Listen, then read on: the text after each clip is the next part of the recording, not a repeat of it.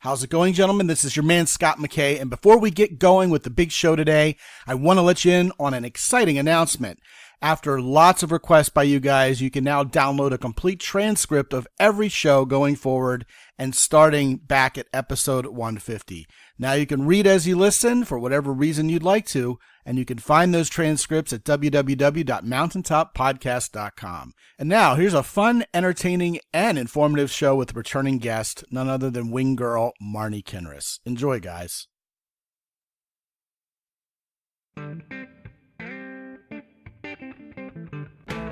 Live from the mist-enshrouded mountaintop fortress that is X and Y Communications headquarters, you're listening to the world-famous Mountaintop Podcast. And now, here's your host, Scott McKay. How's it going, gentlemen? Hello once again, and welcome to another episode of the world-famous Mountaintop Podcast. My name is Scott McKay. At Scott McKay on Twitter, Real Scott McKay on Instagram, Scott McKay on YouTube, and you can find the Facebook group at Mountaintop Summit. And as always, we're on the web at www.mountaintoppodcast.com. Listen, guys, if there's any issue that has sprung up like a nasty leak over the past 6 months or so, it's this whole idea of women somehow becoming vapid black holes of nothingness whenever you need information from them about how to set up getting together with them, continuing to the next date with them if you've already been out with them, even where the hell this relationship's going, and especially online.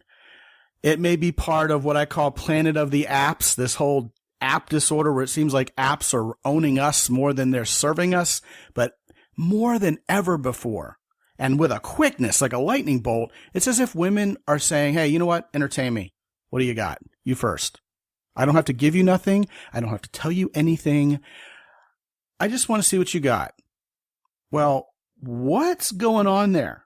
Because everybody knows when you get women in front of you in real life, a lot of them turn into chatty Cathy and never shut up. So what in the world is going on up front here where they don't want to give you any information? So how are we going to solve this? How are we going to get down to the bottom of this? Well, naturally, we need to talk to a woman. That's what's going to happen here today because I've brought on a returning guest who you guys all love, none other than the wing girl herself from Santa Monica, California, Marni Kinrys. Marni, how's it going, girl? Going well. How are you? Yeah, it's been a while since we've done any sort of infotainment for these gentlemen together. So it's a happy moment for us to be back acquainted and doing business. Love it. Yes, and you'll be on my podcast in a few weeks as well. So I'm excited that both of us can do this for one another. And I'm interested in this topic that you're talking about. Are you saying and talking about ghosting or women making men work a little harder to convince them to open up? Well, I would talk about ghosting in terms of women saying they're going to do something. Oh, yeah, sure. We'll go out. We'll make a date of it. We've made plans, et cetera, and then just disappearing off the planet. Or you've gone out with them a couple times and then the line just goes slack. The problem I'm hearing from guys above and beyond the very real issue of people not doing what they're saying they're going to do, men or women online nowadays, is the whole premise that women just give you nothing to work with. They'll put an online profile out there, even on a mainstream site like Match.com or Plenty of Fish. They'll put a site up there that's like, I'm looking for my partner in crime.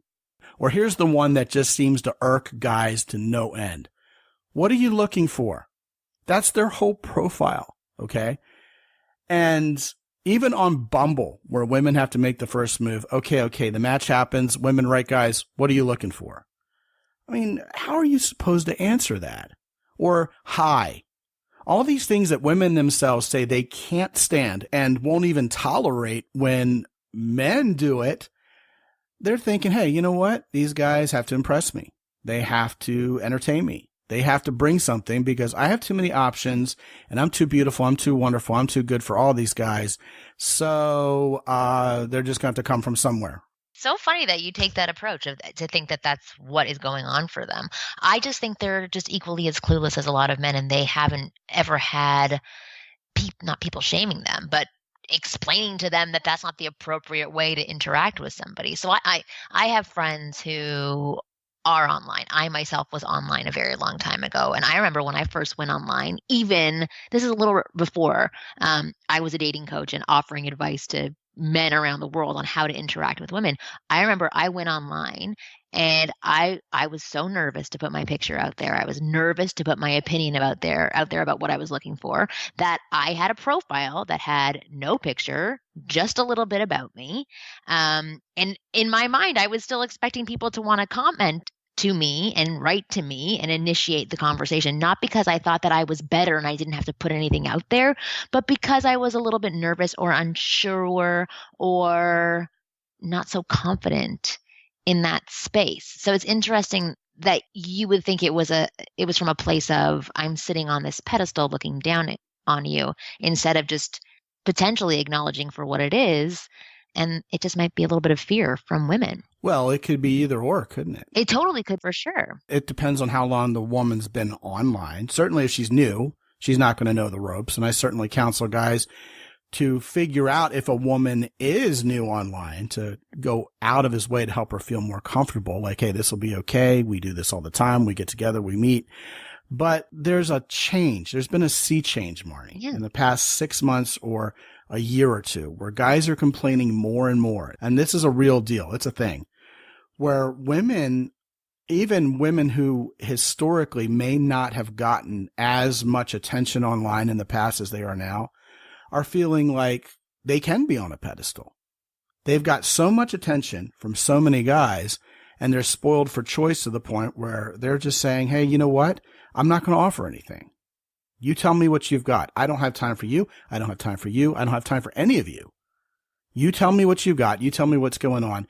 And guys are very, very frustrated by this. And it's something that's happened lately because, hey, you know what? Listen, I've been doing the online dating thing either personally or through training other guys how to succeed at it since 2002.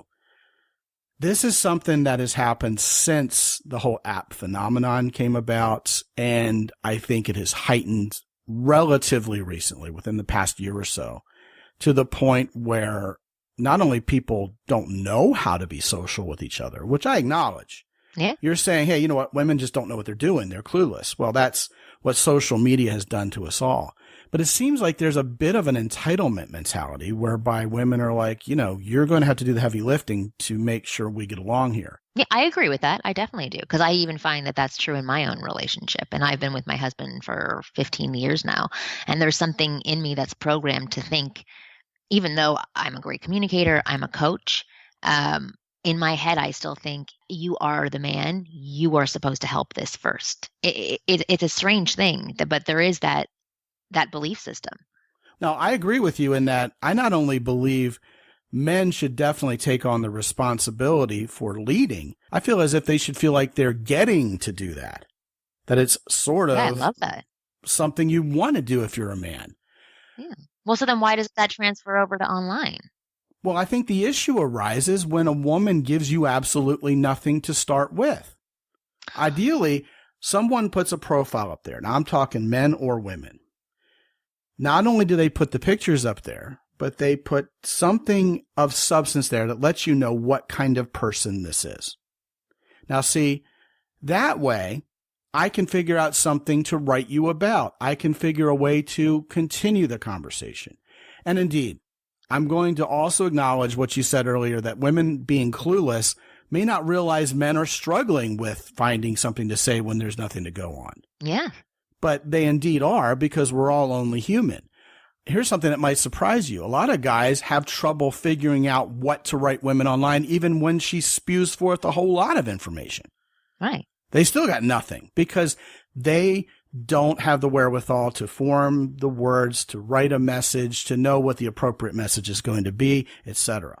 Now, that in and of itself is a problem. And what I tell guys in that case is pretend she's actually started the conversation already and you're merely continuing it. In other words, you're not starting something. You're reading what she says and saying to yourself, okay, if she were here having that actual conversation with me, what would I say to her? That's one of the ways I counsel guys about how to do their online communications with women, as it were. Yeah. What I see happening now is because of the vapidness of the app world in particular, that's bleeding over to the online dating sites also.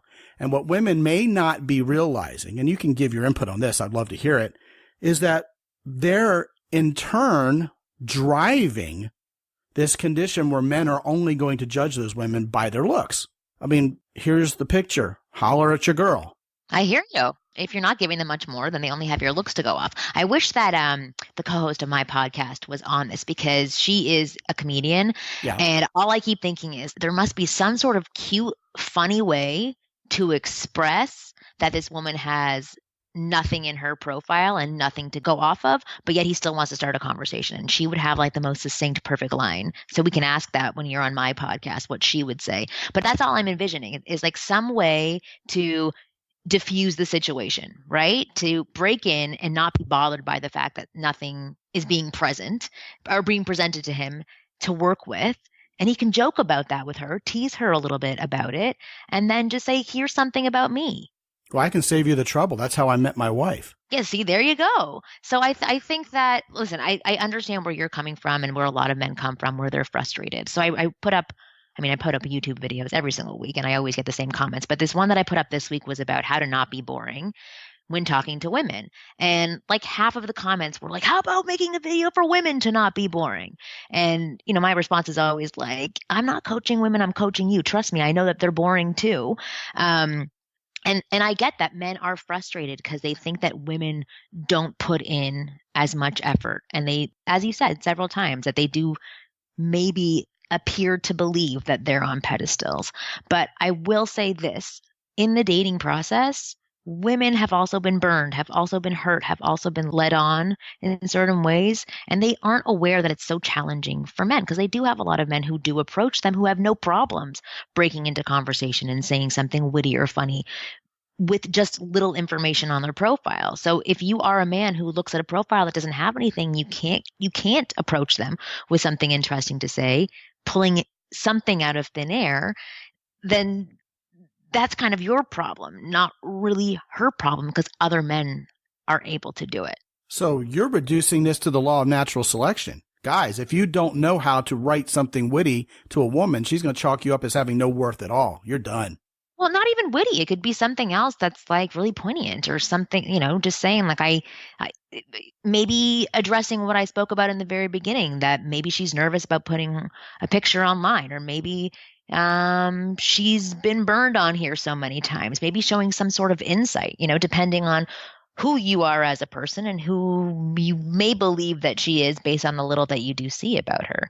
Yeah, it doesn't always have to be wit, because you still have to lead with who you are as a person. If you're not a witty person, you're not funny, and sarcasm doesn't come off well for you, I wouldn't lead with that. But it's about coming up with something original from your point of view. If you're really attracted to her and you're not bothered that she might appear to be boring, then you have to pursue from your space and place and see how she responds to it.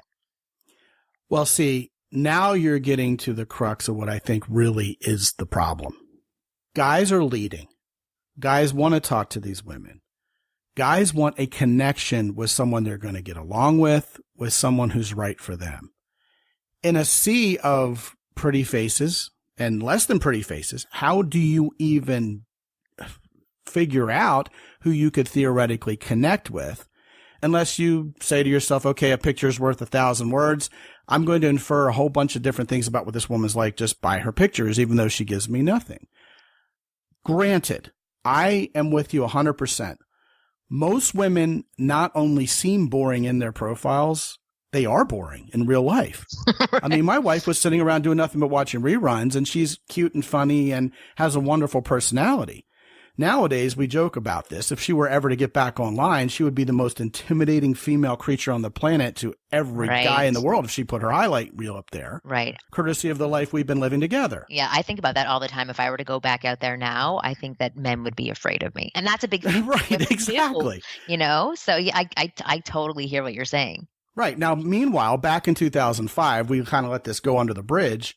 But I told you, how I met my wife was by responding to her exactly the way you're suggesting men respond to a woman who doesn't give them anything to go on. I found the right thing to say to her. It's What did what I you tell say? guys to do now. Emily is dyslexic, so she's never been one to enjoy writing. So she had all these pictures of her, and she basically had a very minimalist profile. She didn't want to write much. And I wrote to her. I said, listen, for someone who seems like she'd be a lot of fun to hang out with from your pictures, you sure don't say much, you know. I love And I that. put my name. I love that. That's what I wrote my wife. And man, did she write me 6 paragraphs of the cutest dyslexic lingo you've ever seen in your entire life. And I mean, I'm trained in this stuff because I used to work with kids. And so I knew immediately she was dyslexic from how she was writing. Really? And I mean, it explains everything. That's why she doesn't want to write a whole lot. But I think there's a difference now. And what women don't realize is they're not only being lazy or being clueless, as you said so bluntly, Yeah. but they're driving attention from potentially wrong men, and they're putting themselves in the position of wasting a whole lot of time later by not 100% spending agree any with time now. And further, you know, we've talked about this on the show. Women talk to the men they don't want if they do write something. You know, if you voted for Donald Trump and you don't make over $150,000 a year and you still talk to your mommy twice a day, don't bother. I mean, how about talking to the guy you do want? And the other thing they do is they make demands on these guys without saying anything about what they're bringing to the table. And this is all how they're trained to respond to men. I mean, you've got a situation where more and more men and women are being pitted against each other by different echo chambers in the media. Meanwhile, most men and most women really want to get together and have a relationship. We want to be on the same team. So, yeah, listen, the law of the jungle is what it is. Guys who are wittier and quicker on their feet and better with words in the online world are going to get the women. That doesn't mean it's not a learned skill. It doesn't mean that guys who don't have that skill ought to be rooting around in a magician's hat for some kind of, you know, rabbit to pull out of it. But there's got to be a way for us as human beings to get past this emptiness, this shallowness, and encourage each other to give us a little bit more to connect to. But you did it wonderfully with Emily, and I think that something like that would still work now.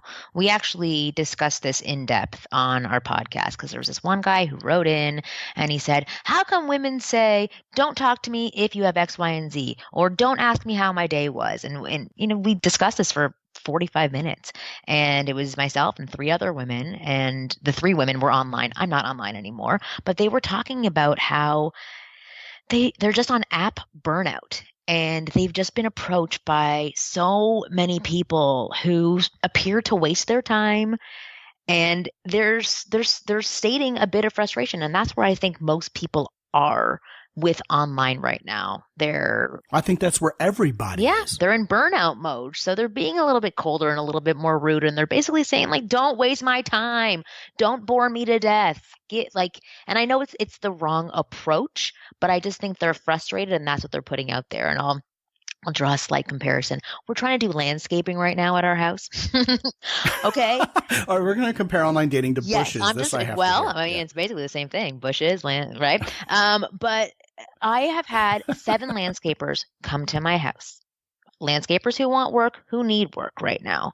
And 4 of them didn't send me a bid. I was very pleasant. My husband was here. We were very nice. They spent over an hour with us. They drove at least 45 minutes to our house. I'm saying they put a commitment in to coming and looking at our home. And then 4 of them disappeared. 3 of them took at least a month to give a bid. And I had to constantly follow up with them saying, are you giving a bid? Are you giving a bid? And they're saying, yes, of course, blah, blah. And I'm being super kind and sweet and nice. And then we ended up with this one guy who's been doing our landscaping now for, I think, a month and a half. And I have to contact him so much. My point is that I'm talking to him so rudely now over text, where I wrote to him today saying, like, do you even want this job? Like, what is the deal? Are you a billionaire? Like, where I was just so frustrated.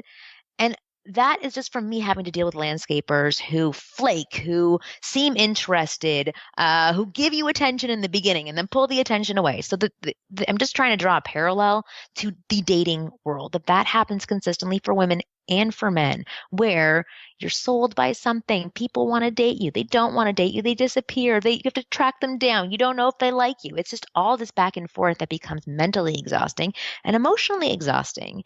And so that's why a lot of people are putting up these walls and barriers, and they're not realizing, for women especially, that is deterring so many wonderful men from coming your way. And it's deterring the right men. That's what I'm saying. The wonderful men, the ones who are like, oh, no, she doesn't want to be bothered right now. Okay, I'm not going to bother her. Same thing in real life when guys that I work with and guys that you work with are like, well, she's talking to her friends. I really don't want to interrupt her right now. That's a man who's respectful, courteous. Like, these are the people who you want approaching you, but they don't because they're being respectful. Whereas the jerk player, or she's got RBF working. Right, exactly, right. And the jerk player, douchebag doesn't care. He just goes up and approaches and breaks into the conversation. And then those men, I mean, not all of the men who do this, but those men are the ones who might be burning these women over and over again. So they get into this cycle where they think that is men, and that's what's out there for them. So I think the guys who do get deterred by this barrier, and I'm not saying that the barrier is right and that women should be doing this, but I'm just saying the men who do get deterred, that they shouldn't. They're missing out on wonderful opportunities. Just like, I think the key word is turd. Right. But it's you proved that with Emily. Well, now hold on. You're on a rant here. I gotta rein this back in a little bit, because first of all, I've got to say out loud, in my outside voice, as we say here in Texas, whenever the old timers in Texas insult someone, they say things that are just brilliant old colloquialisms like, oh, was that my outside voice I said that in? It's like a big Ron White act all the time with anybody over 65 in Texas. It's brilliant. But anyway, 15 years ago, I was talking to my wife online. Yeah. A lot of water has flowed under the proverbial online dating bridge since then. Oh, yes. I mean, MySpace didn't even exist, I don't think, when I met my wife. So things are different nowadays. But more importantly, there was a golden nugget you just passed along here about 2 minutes ago that has got to be addressed. Gentlemen, you think it's women who have a problem with not giving you anything to go on? It's global. It's everybody. It's society in general. It's us as men doing the same thing to women. How do I know this? Emily and I coach women. We hear the same thing from them. Yeah. This guy was talking to me and then he just disappeared.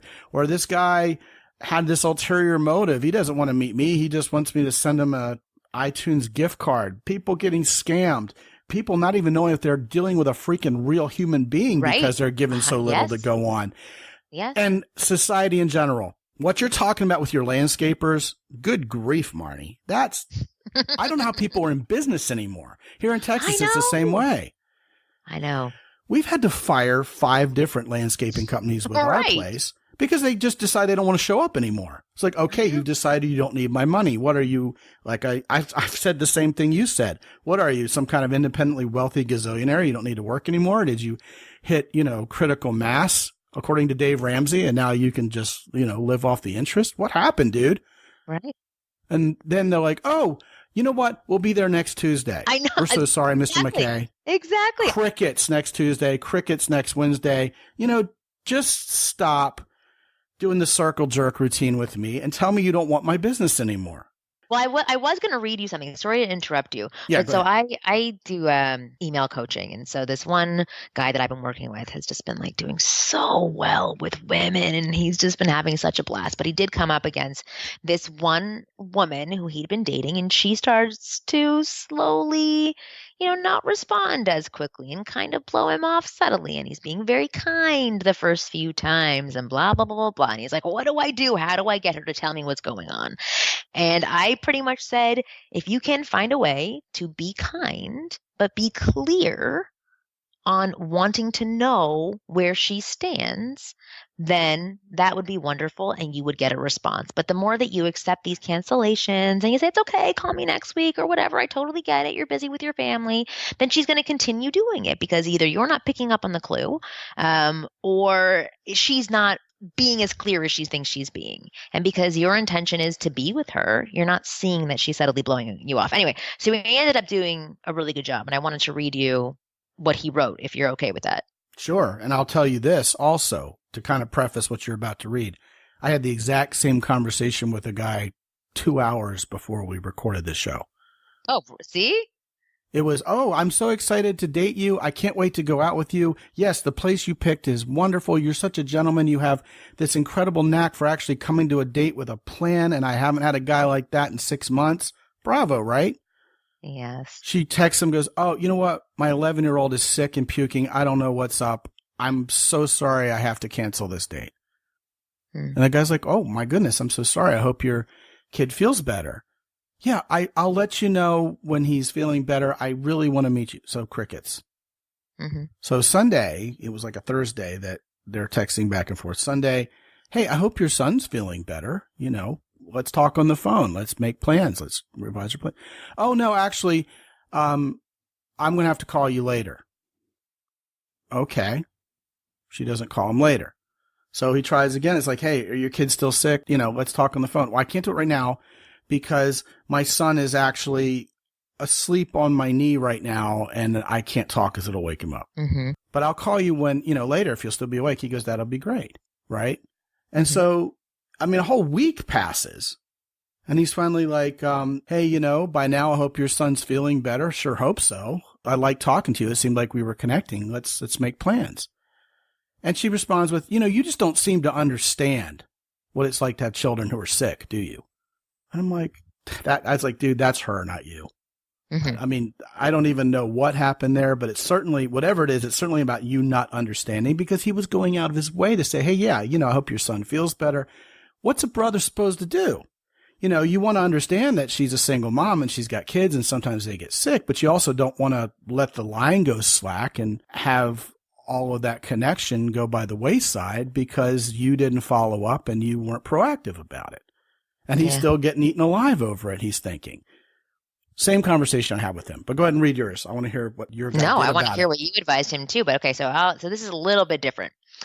So he ended up writing her, hey, I get that you're busy with moving back into your house, but I'm also sensing a little distance. I really enjoyed our Sunday together, and I love your thirst for culture. Are we going to have a couple more adventures before I leave town? Let me know so I don't waste all my memes just trying to get your attention. They're scarce resources, you know, with like a little winky face, which I thought was perfectly written because it was a nice balance of like, tell me what's going on, and I'm joking around with you. So it was I thought it was a really great way to present himself. Yeah, And generally then pretty she good. wrote, Yeah. yeah, and she said, hey, sorry it's taken me a little bit to respond. I really appreciate you reaching out, and I don't want to leave you in the lurch or ghost. Truth is, I have been super busy and distant. I have so much fun with you, but I feel a sense to sleep with you because you're leaving, and that's what it's adding up to, like the goal to accomplish before you leave. I'm sure you're not giving that energy, but it's what I feel. I don't want to form an attachment to someone I know isn't going to be there, you know, not to mention this month and next month is filled with blah, blah, blah. Anyway, the whole point is that she finally opened up and said she was having a bit of an issue because he's leaving town and she just didn't want to feel like she was just having sex with yet another man. That's fair, isn't it? It's completely fair. Of course. But you know, unless you're asked directly, you're not going to openly offer up that or most people are not going to openly offer up that information. Instead, they're going to avoid because it's easier and it's too tough to get into a situation and conversation, and you're afraid you're going to hurt somebody and it's going to have to be uncomfortable. So you just blow things off. I do it all the time. I'm trying my best to not do it as often as I can, but I still happen to do it. When certain things cause me anxiety and aggravation, I tend to avoid them because I don't want to be put into that space at a certain time. You know what I mean? And so I think that is what happens. And with texting, it's just so easy to delay that awful moment. Maybe not awful, uncomfortable might be a better word, but you're just pushing it off as long as possible. But when somebody asks you a direct question saying like, tell me what's up. Well, that involves suspending one's disbelief that there's a real human being there on the other side. Right. Because you wouldn't do this in person to people, but because it's all virtual.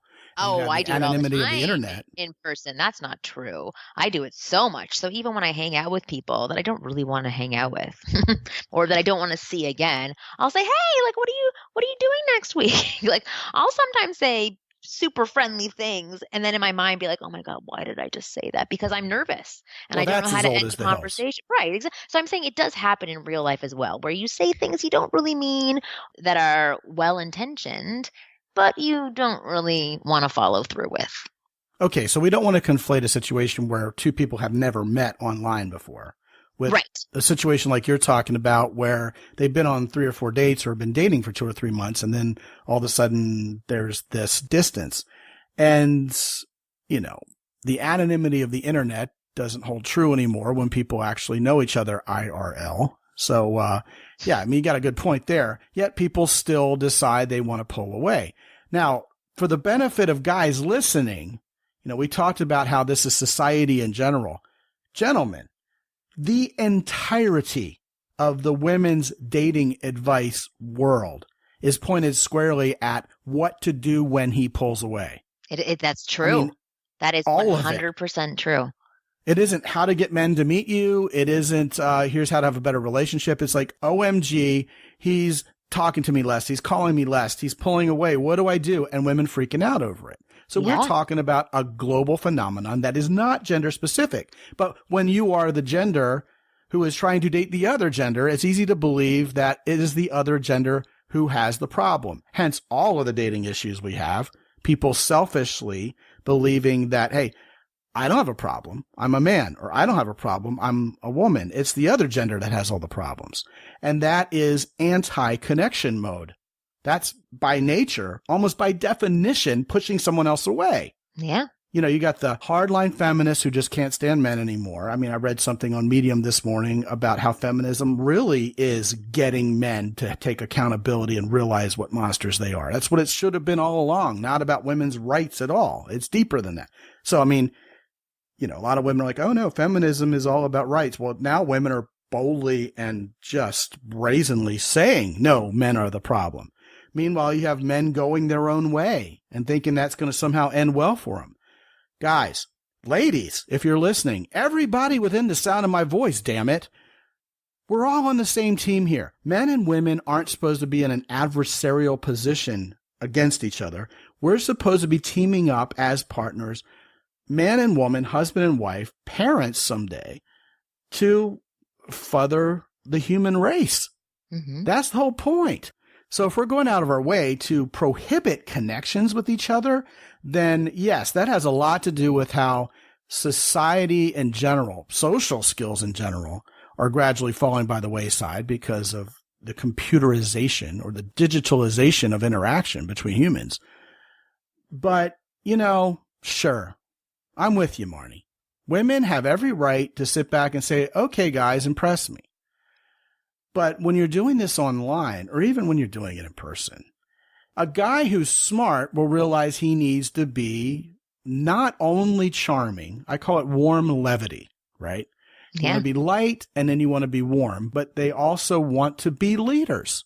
I mean, women love to be penetrated, and that's a very uncomfortable thought for men vis-a-vis the Me Too movement and the future is female and women kind of wanting to have power over men.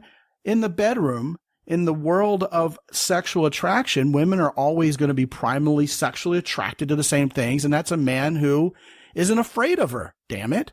So, hell yeah. In the case of the situation I just read to you about the gentleman who, in my mind, was doing a lot right to connect with this woman, and she said, well, I didn't mean to cancel, but I don't think you understand. I told him to be point blank. Light about it, but point blank. Well, you know, my intention was to be perfectly understanding that you had a sick child. I can imagine what that's like. But I also enjoyed talking to you, and I certainly didn't want to let the interaction go cold. Mm-hmm. That's perfect. You know, it's been a week. You know, it's warm, but it's human, and it's down to earth, and it's the facts. Yeah, and that's just practice for a relationship right there. Like if you can handle, Well, sure. all conversations with women and really with people that way. And it's funny because you're touching on a point that I was going to also bring up in that Sure. with all women, especially as you know, women get older, they have more things going on in their life. And I'm not saying that you have to always put her first instead of you. But my point is to address an emotion first, show an understanding, and then lead in a new direction. right? So exactly like what you just did. You didn't get aggravated or defensive over her comment to you. You took what she threw at you. You caught it. You looked at the ball and you said, okay, she threw that really hard. She must have X, Y, and Z going on. And then you threw the ball back to her and say, like, here's the ball. I totally get where you're coming from. Like, it must be really hard to have a sick kid. I can't even imagine. But I also, like exactly what you said, I think it's just it was so well worded where you're still showing yourself as a confident man, as a bold person who can lead, and that you can't be walked all over, but you're also being a little bit compassionate to say, I completely understand where you're coming from, and I'm sorry you're still going through that. And for women, when they're, especially single moms, when they're overwhelmed and just feeling super unfeminine and like they're dragged down by what's going on in their life, sometimes they can get to a place where they want to take out that emotion on somebody, and it's misguided and misplaced, and it doesn't really truly show who they are. It doesn't mean that she's a horrible woman. She just had a bad moment. And if you can respond the way that Scott said, I think that that's a wonderful way to handle it and see if she can calm down. If after that is said and she still can't calm down, then yeah, she's not that great a person and she's too emotional, or she's too angry, she's not in a good place, and she's not somebody that you should want to date. But again, if she can sort of collect it afterwards and apologize for her reaction, then you can start over. Well, that'll never happen unless you connect with her somehow and keep the conversation going. Yes. I mean, a major takeaway based on what you said, perhaps for this entire show, for these gentlemen listening, and guys, definitely listen up, is that women aren't perfect. Women don't always say what they really wanted to say. They don't always come off the way they really wanted to come off. And they're busy and they're frazzled and they're emotional, and sometimes they're a mess, even though they're a perfectly decent human being. So guys, a lot of us are taking everything personally. I mean, I have guys who go out on dates with women who acted horribly, and they recount the whole sordid mess to me. And then what do they invariably ask, Marni? What did I do wrong? What did I do wrong? Yes. Right, exactly. And then, of course, I coach You're like, women. Nothing. Absolutely nothing. It's all her, dude, not you. And then, actually, it's very rare. It's all one-sided. Right. Anyway, That's true. But I'll have women I coach and they're like, hey, this guy was doing this and acting like this. I mean, how could I have made that date go better? They're like, that's who he is. They didn't do anything wrong. It was him. A mismatch. That means that you are not meant to be with each other. Or the other person isn't ready to be with anybody. Right. But yeah, my point also is guys often fall on one side of the extreme or the other. It's like the pendulum will swing one way or the other. Either they're Mr. Nice Guy and they're begging and they're saying, I'm sorry, anything to get this woman's attention. And every woman, regardless of who she is, will trample perceived weakness in a man underfoot like an elephant. It's just going to get trampled. It's true. Okay. So you can't do that. Then what happens is guys instead think they've got to be a freaking Disney prince with every word that they type on their keyboard or every word that falls out of their mouth. Guys, sometimes you've got to get the logistics taken care of. You know, if she decides that, oh my God, you're not attractive enough or you're not charming enough because you wanted to coordinate with her actually where you're going to meet on Friday night and what kind of clothes maybe she should wear that would be appropriate for the event, that's her problem, not yours. And guess what? Here's a little hint. It's not going to happen anyway. She'll be glad you brought those things up. So back full circle, Marni.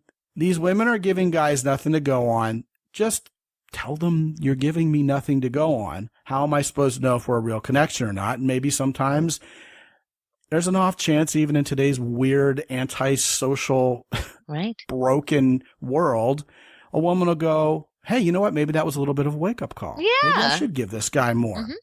You know, thank you for asking. What's the worst thing that can happen? You send 10 or 15 extra emails out to get to the right woman you want.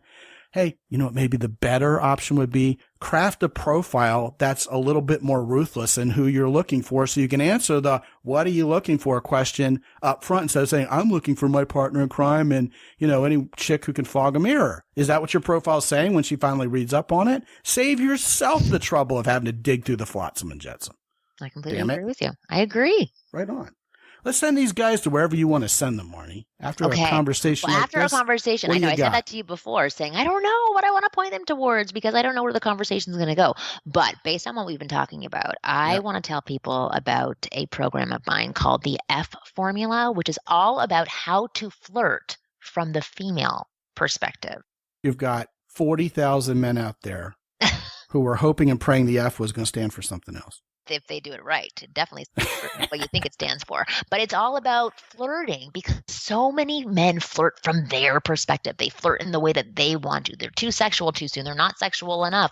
And so the flirting formula was written by my wing girl, Marissa, who she was able to break down like the 3 phases of flirting, how to do it, when to know how to do it, what to say. Anyway, it's a really great program, but it tells men exactly the steps for flirting that a woman will respond to. And it's a fantastic program. So I want to tell people to go there and check it out. Huge topic for men. I think men think of flirting as a binary on-off switch. It's either I'm going to show no interest at all or, hey, baby, let's screw. Yeah. Meanwhile, women have a dial that gets turned up. It's much more finessed for women. It's much more subtle in the very beginning. And you and I have been doing this for a very long time, but most of the guys that write me, most of the guys that come to me with concerns, with issues of why aren't I getting the second date and why aren't I getting phone calls back? It's because they're failing to flirt in their interactions. They're failing to flirt on their dates. They're being nice. They're being pleasant. They're laughing. They're connecting, but they're not creating that chemistry and that tension that's needed to escalate things to that next level. So that's why I created the program, and that's why it's so important. And based on our conversation today, I can tell this is a skill set that is extremely needed for guys so that they can survive this modern world of apps and technology. Well, I can absolutely corroborate that sentiment. I concur 100%. So guys, if you want to get your hands on that flirting program, which I know you want to, so you can get your hands on some women in real life, go to www.mountaintoppodcast.com/winggirl, WINGGIRL, 2 G's, because we have a Marni link out there also. That's to something else wonderful from Marni. And if you're curious, you can check that out too at mountaintoppodcast.com/Marni, MARNI. But to get a hold of that flirting program, definitely go to www.mountaintoppodcast.com/winggirl, all one word on the winggirl part. Marni Kinrys, it is so wonderful to have someone on this show who knows their stuff inside and out, and you are always able to deliver in that respect. Thank you. Appreciate that. Bye. Yeah. And guys, listen. It's time for you, once and for all, to go to www.mountaintoppodcast.com and rake all of those goodies into the barn. Free reports, all the show notes, pictures of our guests. You can even get on the phone with me for free for 25 minutes to talk about what you've got going on in your world and perhaps pick out a coaching program that's right for you. We had a guy do that just a few hours ago, this very day I'm recording this show, and he's already excited about what the future holds. You can be the next one to get the results you want in your life finally, with women, with your career, with your social life, whatever it takes. Talk to me. I'm here for you. And it's all for you at www.mountaintoppodcast.com. And until I talk to you again real soon, this is Scot McKay from X&Y Communications in San Antonio, Texas. Be good out there.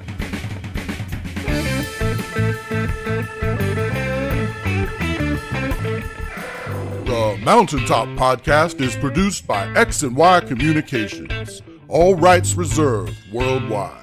Be sure to visit www.mountaintoppodcast.com for show notes. And while you're there, sign up for the free X&Y Communications newsletter for men. This is Ed Roy Odom speaking for the Mountaintop Podcast.